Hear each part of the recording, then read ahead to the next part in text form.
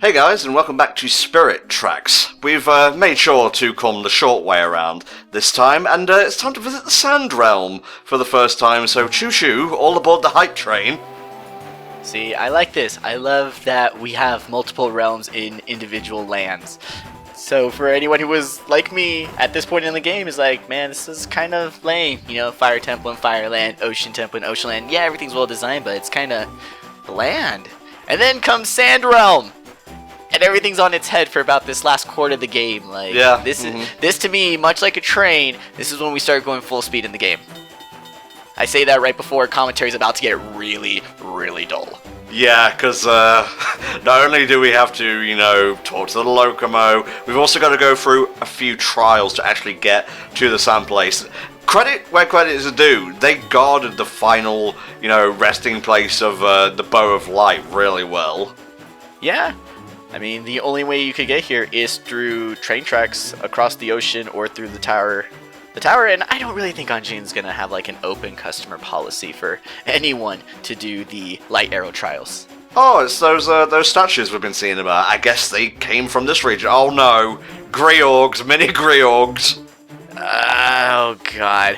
And they're even worse now, because now they kind of combined them with the Geldmen in A Link to the Past. So now we got Sand Sharks, which just sounds like the most 90s-rific TV show. Where can I get my 4 character action figures? The Hammerhead one was always my favorite.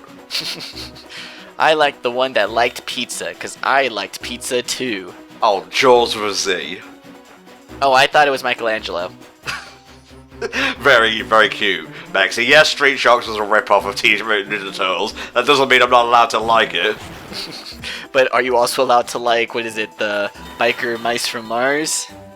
Yes, I had a couple of the bikes, one of it. I mean, it's okay. It's not like you had several big bad Beetleborg action figures, right? Stop it now, you're reading me too well. Oh shit, I was just trying to shit on myself. I'm so sorry. Well, I was an only child, so I got a lot of toys, let's put it that way. A very doting grandfather. And yeah, let's leave it there. We have come to the Dune Sanctuary. He who controls the spice controls the Spirit Tracks. That's my reference quota for the day. References of stuff that I have not watched. I am a filthy plebeian. Really? You haven't seen Dune? No. Interesting.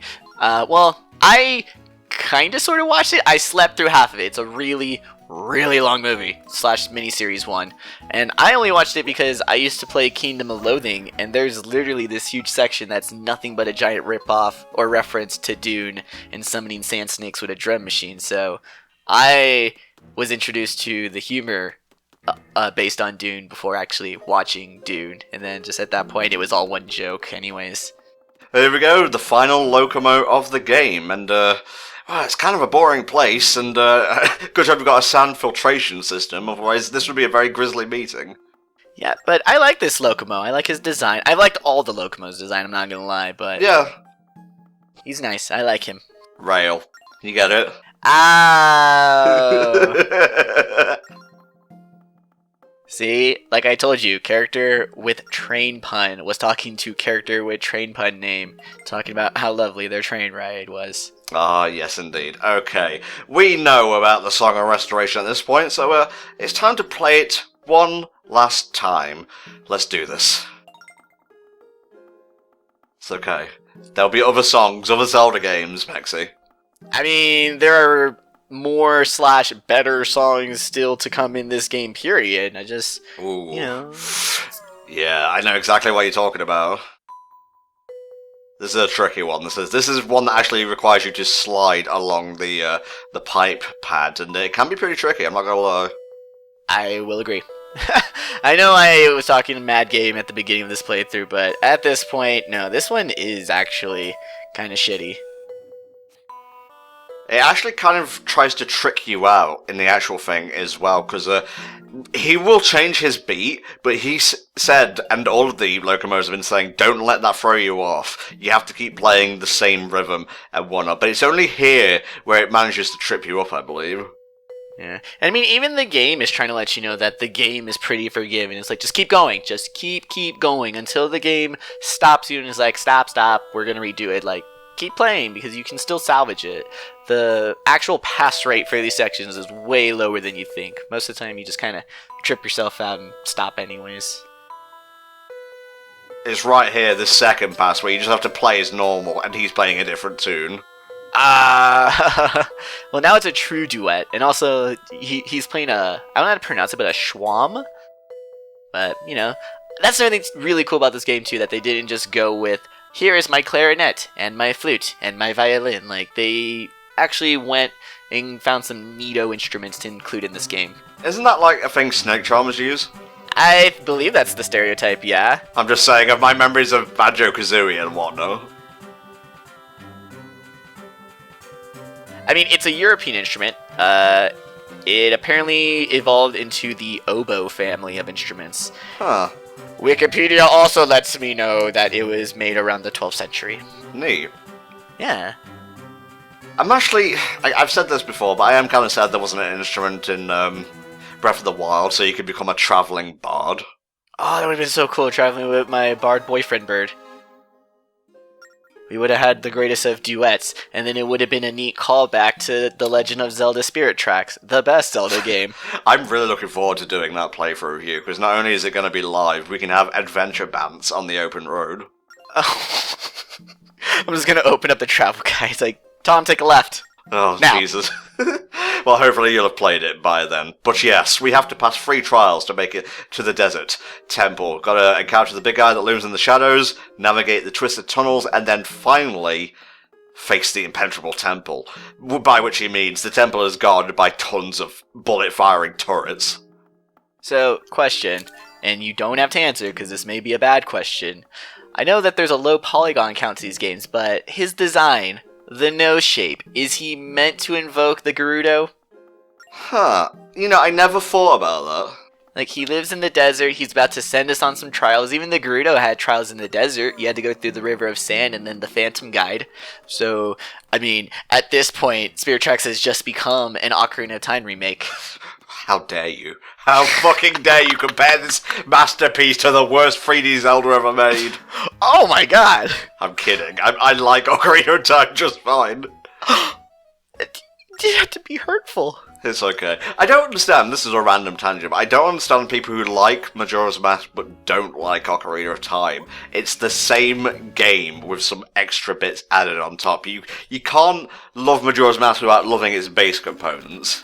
I was gonna say, it's like, even though the engines are different, they're basically, you could say that they're both like RPG Maker games, but with different design choices. One was literally on quest completion and world building, and the other one was on world exploration and, like, narrative. Yeah, very much so. Oh god, speaking of RPG Maker, did you see the Steam port of fucking Chrono Trigger? That, at the time of recording, 27th of February 2018, Square Enix put out, and it looks like a complete shit show. I was following that story from when people were leaking that codes of Chrono Trigger were being added to Steam. So I was like, oh shit! I was there at the high hype point before we even knew what it looked like. And then when it was like Chrono Trigger on Steam, and then we saw it was the phone version, and it all came crashing down. Yeah, just buy the DS one. It might be like $37, but it is worth it because it's a really, really good game. It is, and like I get why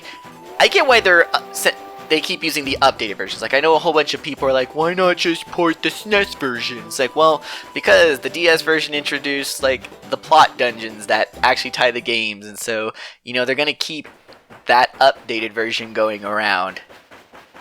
It would be cool if it was available once the Switch's inevitable Virtual Console comes out. And by the by, if GameCube isn't day one, I'm gonna pitch such a shit fit on Twitter. Oh no. But I was super hyped for Chrono Trigger too. I was watching like a whole bunch of videos about like its game design and plot structure. So I was like, oh shit. And then I was let so down. Oh. Anyway, ignoring his depression, this is basically the same as when we encountered Igor before, or whatever the fuck he's actually called, but this one's a lot harder. I actually died here. This is a retake you're seeing. Oh no. Also, is this like Rails Balrog, like his pet that he uses for his trials, or What happens up with the spider thing? I don't know, but it must just be something the ancient Locomos put in place to guard the Bow of Light. That's always so weird. You know, one of these days I think that'd be a really neat plot point that if you like had to fight a monster in a Zelda game, but it was just imprisoned by like say the Sheikah, and it's like an imprisoned monster that's like a guardian against its will. I think that'd be neat. It would be way too dark for Zelda, but you know, I can write fan fiction too. You know. Ugh. Some of the aiming of these barrels can get a little bit annoying. You gotta make sure you shoot it before he starts walking over it, so that he gets hit by splash damage, essentially. Yeah. Then also you gotta watch, because the cannonball is still an arc, even when you're aiming up high, so that can get annoying. There we go. Now he's primed for the destruction. Hooray. Still going. I know. When do you think they're gonna do a tech demo of this boss fight for a future Zelda game? Didn't they for the Wii U game? Every tech demo has been Link versus a giant spider of some kind, so I'm just wondering when is it this rock spider's turn? Bring back Rock Spider 2020. But it wasn't a rock. It was a rock spider. Thank you. Alright, here we go. The second trial. We gotta navigate the twisted rails, and this one could be a bit... Twisted rails? What the fuck? Sorry, twisted tunnels. I get it wrong sometimes, I'm only human. Here's how you solve this particular maze. You stop immediately, you back up, and you go the way you came. Not once, but twice. Sure. We always have to reflect on where we've been to know where we're going? Exactly, and now we hang a right, and we should be right there. Cool. So it's 2 lefts and a right. Yes. Rabbit! It's fine, we're ignoring him. We're on task right here. We're ignoring it. We're walking. We're walking. We've done it. We've solved 2 out of 3 trials, but unfortunately I died on the 3rd one, so get ready for another cut. But I died on the 3rd. Why didn't you save during the Elite Four, Tom? You can save during them. You don't have to go through all of them from the beginning. Man, when I first played Pokemon Red and I got to there, and they said, oh, if you lose, it's game over, it's all the way back to the start. I thought they meant all the way back to the start of the game. All of your Pokemon get murdered before your eyes, and you have to walk all by yourself all the way back to Palatine and get yourself the starter who got left behind. Yep, pretty much so. And I just can't get that Mew from under that damn truck. Happy Pokemon Day, Tom. Oh yeah, it is Pokemon Day today. Gen 2 still the best. Oh. He's right. Hey. Alrighty. Hey. Yeah, just wait for them to pop in, there you go. Also, I like this. This whole dungeon, like, it's a pyramid, and it's not, like, your typical Egyptian Gizan pyramid. Like, this is a really cool dungeon that looks like a dungeon on the outside. It's not some temple, it's not a tree, like... This is super cool. Like, this is probably the most realistic Zelda we'll ever get, and it's in our cartoony train game. Yeah, I mean, Star Fox cannons aside, thank you, helpful cacti there, for shielding us from death. But, yeah, this is pretty cool. I did kind of cock up a lot of this, admittedly, but, I don't know. It can be kind of hard to aim while moving sometimes. Also, I would really like it if Zelda were to continue referencing back to these symbols that they carry on in this game, because I think that the new Hyrule symbol for light is way better than the old Hyrulean symbol for light, because that one was just like a reference to the rocks and a link to the past, and it was always it basically looked just like the shadow symbol. So I like the Locomo's symbol for light. It is way cooler. Good stuff, man, good stuff. Alright, we're going to slowly back up here, and then we shall triumphantly put the gear into forward and go into the final temple of the game. I was going to say, we're triumphantly reversing our boot into the pyramid.